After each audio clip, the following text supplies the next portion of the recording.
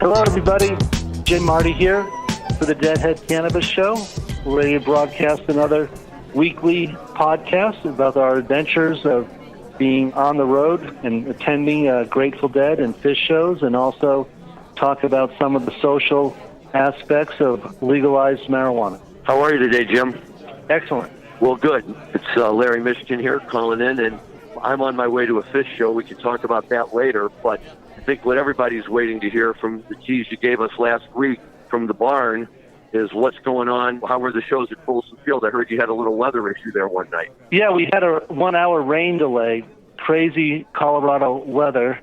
Seemed like there was a cloud that came in right over the stadium. They opened up with Not Fade Away, so once again moving a second set closer to an opener, as they did at Wrigley or Larry. That's great. I love it when they do that. But for better or worse, due to adverse weather, they actually moved the set break to the beginning of the show, too. Yeah, the second song was Cold Rain and Snow. And in the middle of Cold Rain and Snow, Bob looks up at the sky and says, we're going to be taking a short break due to inclement weather. And the band got off the stage, and they came over to the PA and said, please take shelter. The rain came down in buckets. The lightning was all around the stadium. Myself and about, 30 or 40,000 other people crowded into what's called the Field House. And the Field House is an athletic building that's connected to Folsom Stadium, and it's big enough to have an indoor track. So it's a big building. And as big as that building was, it was still shoulder to shoulder in that building. But the good news was that in spite of the cold rain and eventually hail, the beer vendors kept selling beer, so no one's slowing them down. And it was pretty much a full 1 hour break for the weather. And so they start up again after an hour break. The sun came out. The weather was fine after that. But they came out and they finished. They started right in the middle where they left off on Cold Rain and Snow and finished Cold Rain and Snow. And the whole stadium just broke up in laughter. They picked up right in the middle of the song? Yeah, right in the middle of Cold Rain and Snow. So the band has a very good sense of humor. Yeah, they did that in Chicago, too, once. I was going to say, then Bob comes to the microphone. It was kind of like when you're on an airplane and the pilot comes on and says, we're going to try to make up a little of the lost time for you. So Bob comes up to the microphone and says, we're going to try to make up a little bit of time for you folks here tonight, and we're just going to play straight through. And they did. They played the 3-hour show straight through. And it was really a great, great show. You got to listen to the Box of Rain. The I Know You Rider was on fire. They did a China Cat Rider. And the jams in between the verses of Rider, they just broke into this tight little Nashville jam. And it was so tight on tight. And it's just a wonderful show. And I had a great time. And then the second night was a solid performance as well. We got a Terrapin. We got a Eyes of the World, and wonderful set list. If you check out the set list for both nights, it was just solid, good old Grateful Dead music, lots of classics. We got a Box of Rain, which I remember I predicted Box of Rain last Saturday in my barn. Okay, so, Jim, here's my question, and this is the question on everybody's mind. Who sang Box of Rain? That Bob and John both sang it together. So my take on that is, kind of ballsy, don't you think, to play Phil's signature song without him on stage? But on the other hand, I love that they're doing it. Yeah. No, I think that I don't think there's any kind of tension like that. I think they all want to have their songs played and sung. There's plenty of Garcia Hunter songs that Dead Co does as well. I get frustrated because I think that he spends too much time on Jerry's tunes, and Bobby's just full of it. Just once, I would love to see him play a complete weather report suite. Just do that, and the crowd will go wild. Yeah. You mean with the long intro? Yeah, of course. Absolutely. It would be awesome. Yeah. We caught a really good J-Rad show last night out on Northerly Island, which is just off the coast, off the shore of Lake Michigan. You have a view back with the skyline of the city, and they came out, and they really, really put on a great show.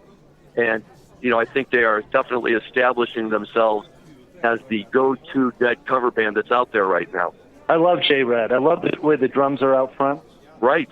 And last night he had the drummer from Wilco, Hotchkiss, I forget his first name, because Wilco's a Chicago group. He came out, talk about out of order. They did a first set drum solo, and this guy was sitting there drumming with Joe Russo. They readjusted his kit so there would be room for this guy to sit there with him and drum and stay until the end of the first set.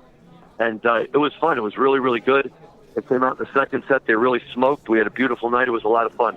Excellent. Excellent. I love J-Rad. He'll be playing Red Rocks here in August. Worth seeing, no doubt. And that big drum set sounds so good at Red Rocks. It's just thunder coming off the stage. Absolutely. Let's talk a little bit about last week's show and your impressions of my friend Duke Rumbly and his comments on some of the social aspects. I guess one of the takeaways I had from his comments were that some of the concerns about young people, teenagers, smoking the concentrated products.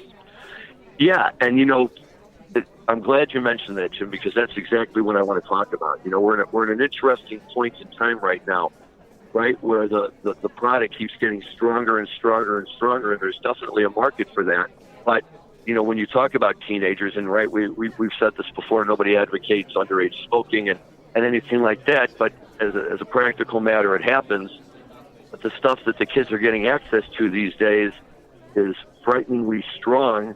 And when you combine that with the studies, and Duke even mentioned it, that talk about the effects on the developing brain up until the age of 25, it kind of puts the industry in an interesting position, right? Where on the one hand, it wants to give its customers what they want.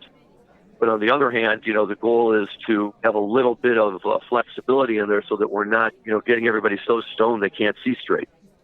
Right, right. The dabs and the concentrates can be very strong. And I think it's a scientific fact that the human brain is not fully developed until age 25. And you can see a personality change in young people.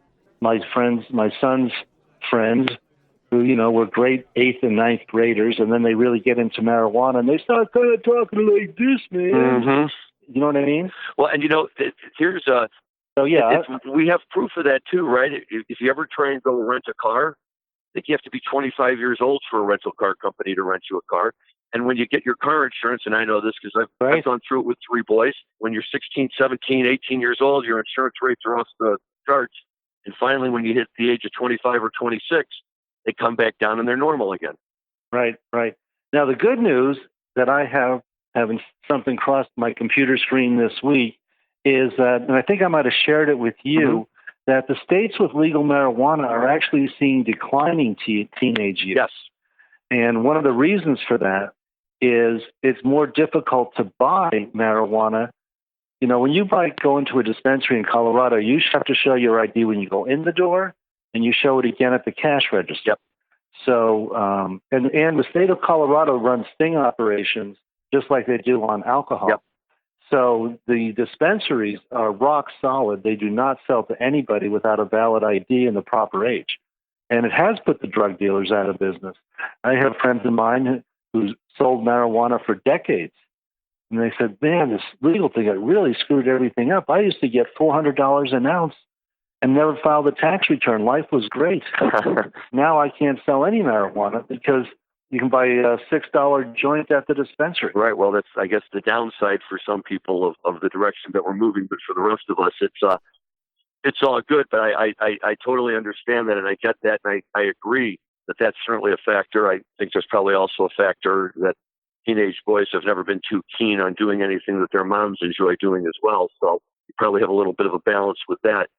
But I think it's really imperative on the industry, and I talk with my clients about this all the time, that, rather than just advertising, hey, we've got stuff at, 99% or 98% THC, that there's nothing wrong with, promoting the lower THC level product and, really making a point, I think, of letting people know. So we don't all have to go in, to the grocery store and buy, what was it called, Everclear, right? The highest ranked proof alcohol there is.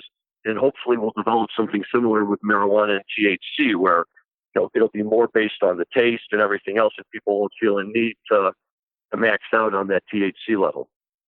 Right. And as Duke correctly pointed out, there are people in this world who do not have the stop button, and that might be true for marijuana, and it's also true for alcohol. I don't think it's good to drink alcohol all day, and I don't think it's especially good to be smoking one joint after another all day long either. Well, I agree with that too. As much as the moderation is as key. Much as the product is loved, It really turns off employers when their employees are heavy users. Yes. Oh, for sure. So anyway, but I thought Duke made some great points, and he had some great stories to tell about how he came to sobriety. And I really enjoyed our talks about the Wharf Rats and what a great organization they are. So, well, that wraps up last week, but go ahead. Yeah, I was going to say again, and I can't really say enough about Wharf Rats. For me, going to the whole Dead scene and, being exposed to it and everything that went on there, and the idea that, as far back as the 1980s, the Deadheads themselves were finding ways to go and enjoy the show without feeling the social pressure and giving themselves a way to avoid the social pressure of having to be intoxicated. And it's a tremendous thing, right? It's worked out really well, and I think it speaks volumes to these communities and Phish and Grateful Dead that while people certainly enjoy the things they enjoy, they also, they're also smart about it. And the people who know they need to take a break, and there's groups that'll support them doing it. Yes. I'll never forget the first time I was at Red Rocks. Might have been a Widespread Panic show. And at set break, I saw the Wharf Rats all holding hands and reciting the prayer to St. Francis. Mm-hmm. I forget exactly how that goes, but give me the strength, something like that. Yep, exactly. One day at a time. Right. So anyway, that's great. But yeah, that's all been great. Now, musically, we're going to move on to talk something about Bob Weir, this podcast. Correct. And that's where we're. But before we do that, and this will just take a second, I do have to say, and actually I'm encouraged by this because it means we've got people listening. I got some feedback from some Deadheads last week when we were talking about Phil. And one of the things that they said was we forgot to mention how gifted he was musically, how he wrote, symphony pieces that were performed by the Vienna Philharmonic, and the classical music that he was able to compose, and that and then all of a sudden he gave that up to become a psychedelic rocker who at 80 years old is still going strong. So to my Deadhead friends out there who were kind enough to both be listening and point that out to me, thank you, point made. Phil is a tremendous musical talent. But I think it's time to move on to Bob Weir. Give me your thoughts first, Jim. So, yeah, just one quick comment on Phil. Yeah, so much of the, I call it rock and roll symphonies, when they're wound up in a terrapin, a weather report suite. It's more than just a song. It's like a classical piece of music. Mm-hmm. Yeah, so moving on and talking about Bob, I've been thinking about what to say because I've enjoyed seeing Bob Weir since 1979. Yep. It was my first Grateful Dead show. There's a wonderful documentary out there about Bob called The Other One. I don't know if you've seen it, but it's very, very good. It does. It tells a good story. And Bob goes to a Robert Hunter show and interviews him backstage. Right. It's a really cool documentary. Yes. And a lot of people talk about how his guitar playing, it really does not stand out in the mix, either with the Grateful Dead or Dead and Company. But if he wasn't there, you would miss it. And he kind of fills in the middle. So he's not playing the big single notes like John Mayer is right now, where John Mayer's filling the stadium with a single guitar note. But he's in the middle, and he's filling it in. Your comments? That's interesting that you say that.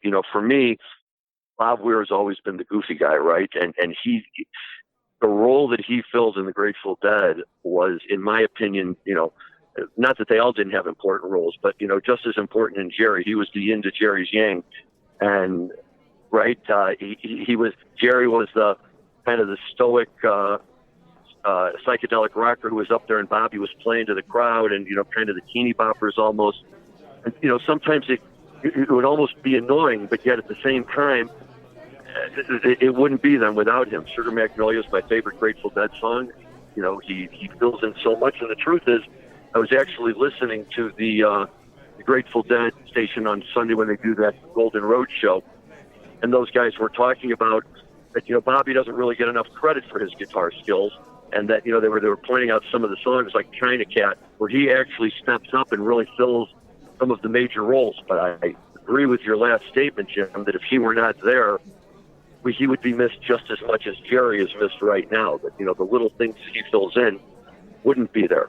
He's a little frustrating for me sometimes. I'm not a big fan of the Bobby of the wide open spaces and, blue skies and the cowboy songs, but God bless him for, doing what he wants to do. He doesn't need my permission, and he's clearly got the talent, and at this stage of his life, it looks like he's having a lot of fun. Yeah. Now, I myself really like the Cowboy song, and as does Bob. I love a Jack Straw, and I'm really happy with the Blue Mountain CD that came out about a year ago. Mm-hmm. I love all those old Cowboy songs, and I think a set doesn't go by without at least one, Me and My Uncle. Yeah, I wasn't talking about those. I was talking more about the new album that he did. And again, it's not a dislike as much as it's just, and quite frankly, I think it shows him growing and expanding as a musician at the next level. And, somebody was asking me, where do we think, where would Jerry be had he still been alive 20 years down the road? What would he be playing? What would he be doing? And you know what? It's a great question, but I can tell you this. I never go to a show where Bobby's playing and not have a good time. Yeah, and he does screw up the lyrics pretty good, too. But that's why. Listen carefully to the Folsom show. Oh, what was the song that I'm thinking that he kind of was muffled and muffling up the lyrics in Morning Dew at the Folsom show. But we all love him, and he's great, and he's kept this thing going at age 70 when he certainly doesn't have to do it. Phil doesn't have to do it. They're all multi-millionaires. On one of these shows, we should talk about how the electronic music and the royalties is working in this day and age, and how vast sums of money are piling up for artists because of every time one of their songs is played anywhere in the world, they get a few pennies, which adds up to millions and millions of dollars. That's true, too. So here's two interesting things about Bobby and the Cowboy song. Number one, at the shows at Wrigley Field, in the second set, they were playing Mama Tried. They played it all the way through, and then when it ended, it kind of ended disjointedly. And it wasn't quite sure where they were going or what they were going to do, so they stopped playing for a minute, and then they talked about it. And then all of a sudden, they came back up, and they went back into the last verse of Mama Tried, and they played it through so that Bobby could end it the way he wanted and roll it into Love Light. And I got to tell you, what kind of a musician who's been playing for 30 years, is almost like having a rehearsal on stage. It was wonderful. The crowd loved it and ate it up. And, he wasn't satisfied, so he went back and he took it the direction that he wanted. And here's an interesting statistic for you to think about. That the number one all-time song played by the Grateful Dead over their 30 years, by a lot, is Me and My Uncle. They played that song more than any other song, and by 100 shows. So, Yeah, I've always had a lyrical question about that song. In the end, does he kill his uncle for the gold, yes, or do the other cowboys kill the uncle? I think it's him. Yes, it's not really clear, and I've studied those lyrics in the Grateful Dead songbook, and it's not even clear when you read the lyrics. No, it's not, but, that's half the fun. But anyway, yeah, so that's all good, yeah, too. I have two good friends of mine are an uncle and a nephew, but by a twist of fate, they're only a few years apart in age. So whenever we sing that song together, the uncle always says, "Yeah, I really don't like the ending." I bet. That's right. You got to watch out for that when you're doing that.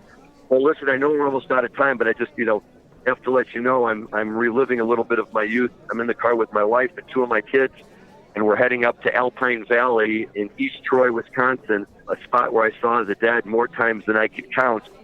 And we're heading up there because Phish is starting a 3-day run tonight. So, the family that goes to Phish together always has a good time. So we're heading up there to see it, and by this time next week, we'll have more good Phish stories to tell.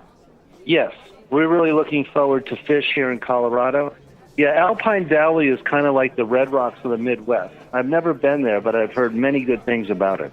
It's a beautiful place, and they transitioned up there in the mid-1980s and played there all the way almost until 1988. And they just pull in up there and play 3-4 shows every summer. And you're in the middle of cornfields up in Wisconsin, and there's this lovely place that in the winter kind of doubles as a ski hill. Not much to ski down for the folks who are used to real skiing out west, but people in the Midwest, it's not too bad. But it's got a lot of history, this place. There's been some great shows there in 2002 when the Dead came back and did their Terrapin family reunion. They did it at Alpine Valley. And on a beautiful day when the weather is nice like today, it's really wonderful. You could be up on the grass on the beautiful hill they have. You can be down in the pavilion. You can be anywhere. And the sound is great. The crowd is a lot of fun. And we're looking forward to it. Yeah. Well, does Alpine Valley have on-site camping? You know, that's funny. We were talking about that because my son and his group were looking for a place to camp, and all the campsites nearby were sold out. But after, a little perseverance, they finally did locate a place. But no, you can no longer camp on the Alpine Valley grounds. However, when we were seeing the dead there in the mid-'80s, you could camp. People camped all over the Alpine Valley grounds. Literally, there were tents set up about 25 feet away from the entrance into the show area. So somewhere along the way, they decided to stop it. But little known fact, there's also a lodge. Alpine Valley has a lodge that probably has about 20 rooms. And so I've got some buddies of mine who had enough foresight to go and grab some rooms up there. So you pull in for the weekend and you never leave till Sunday night. That'd be great. I imagine those rooms sell out pretty quick, probably a year in advance. Right. You have to be willing to kind of guess when you think they're going to be there and take a chance on locking up the room. Right. So, we're looking forward to our 3 Phish shows here in Denver at Dick's Sporting Goods, and there is on-site camping at Dick's. Yep. I know you've told me about that in the past. That's a very interesting story. How is that right? Don't you go in there every year with a camper and camp there? Yeah, we take our RV and we pull in on Friday and we leave on Labor Day, Monday mornings. And, we're hooting and hollering all night long. That's fun. It's so fun because you come out of the show at 11:30 or midnight, and you have a few short steps to your RV, and you're cracking a cold can of beer and ready to stay up until the sun comes up. That's awesome. It was funny. My 21-year-old son, Jack, last year goes, one of my goals, Dad, this year is, he plays guitar and he brings his folk guitar. Mm-hmm. I want to stay up until the sun comes up playing music. And we actually managed to accomplish that goal. That's a wonderful goal. It's a nice thing. I heard Phish is playing really, really good, pure psychedelic bliss. Yeah, well, I'm excited. My older son is joining us. He just saw them in Boston a couple of nights at Fenway. And it's funny because they had a similar event out there one night where they had a rain issue and they wound up just playing one long set. Yeah, it's been quite a summer, and it seems like we can't get a show in without a rain or without that cold rain and hail. Right, well, we're hoping it's going to hold off tonight. But, it should be a lot of fun. I'm looking forward to it, and we'll certainly have a lot to talk about next week, both in terms of talking about this show that's coming up, other things you have to add, and then, of course, we always have more good Grateful Dead stuff that we have never enough time to catch up on everything we want to talk about. Very good. Well, enjoy the show, and we'll catch up with everybody next week. And to all our audience, there's ways to review these podcasts online. Next week, I'll have more detailed instructions on that. But if you can, go online and review these podcasts for us. It will help us keep these shows going. Thank you all very much. Everybody have a nice week. See you next week. Thank you.